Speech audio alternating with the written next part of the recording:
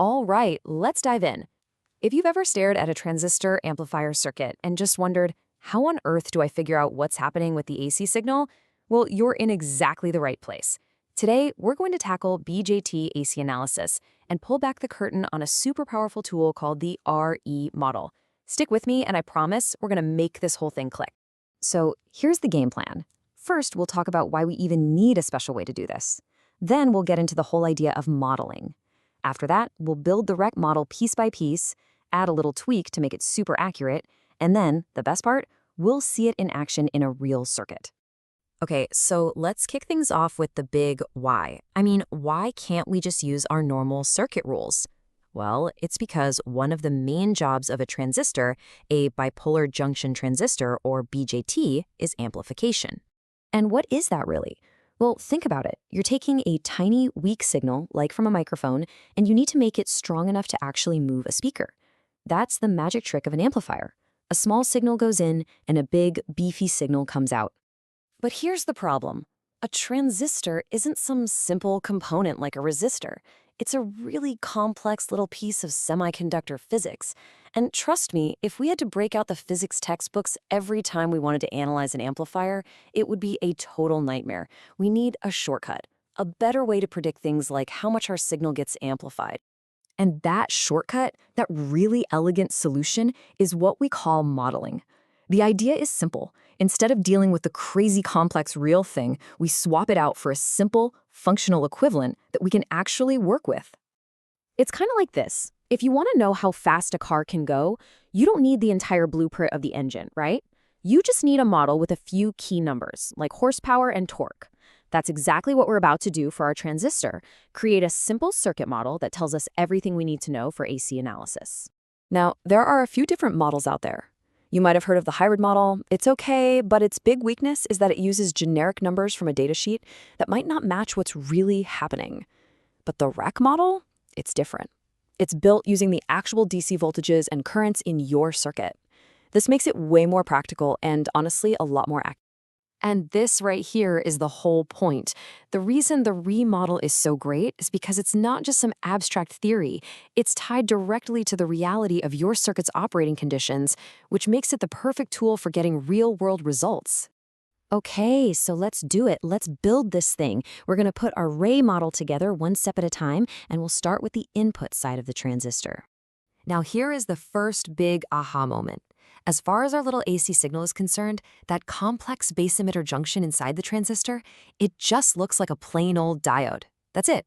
This is our first major simplification, and it is a total game changer.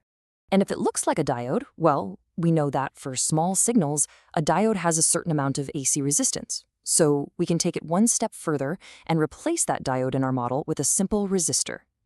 We give this special AC resistance a name, RE. This is the absolute heart of the model. And here it is. This is the core formula. Just look at it. The value of RE, our AC resistance, is directly set by IE, which is the DC current flowing through the emitter. This is the beautiful, direct link between the circuit's DC setup and its AC performance. This is what makes the RE model so incredibly useful.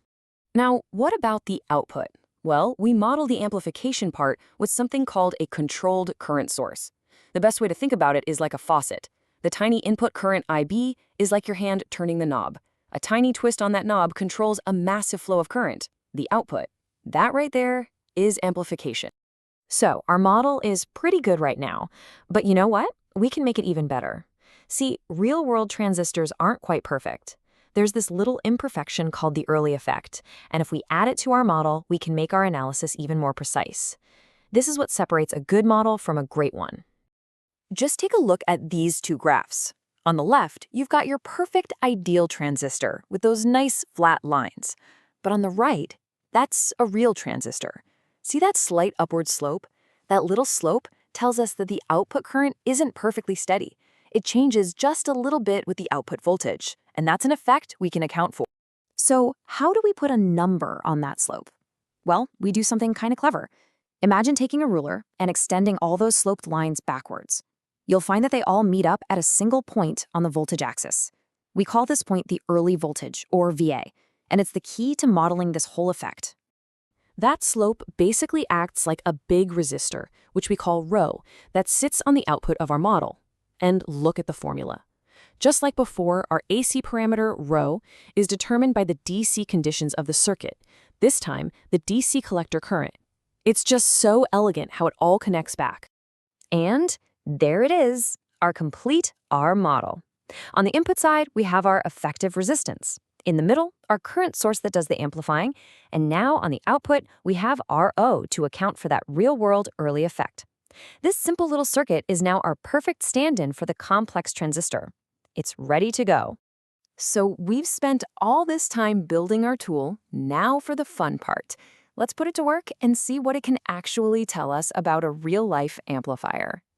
Okay, here's a totally standard common-emitter amplifier. You've probably seen a circuit like this before. It's got all these resistors for biasing, capacitors for coupling. Looking at it like this, trying to figure out the AC gain seems kind of complicated. But here's the magic of AC analysis. We get to simplify. For AC signals, the DC power supplies are basically ground. And the capacitors, they look like short circuits. So look what happens. All that clutter just melts away. Now, all we have to do is pop out the transistor symbol and drop in our shiny new RE model.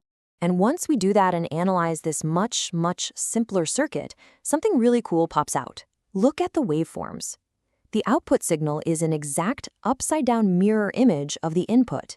When the input goes up, the output goes down. It's a 180-degree phase shift. This is a fundamental trait of this amplifier, and our model predicted it perfectly.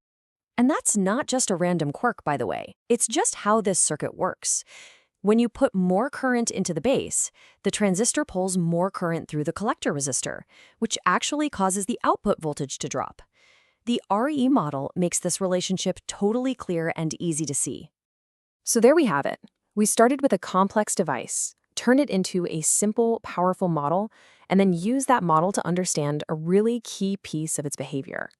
The remodel isn't just an equation to memorize. It's a whole new lens for looking at and understanding transistor circuits. So now that you have this tool, what are you going to analyze or even design next?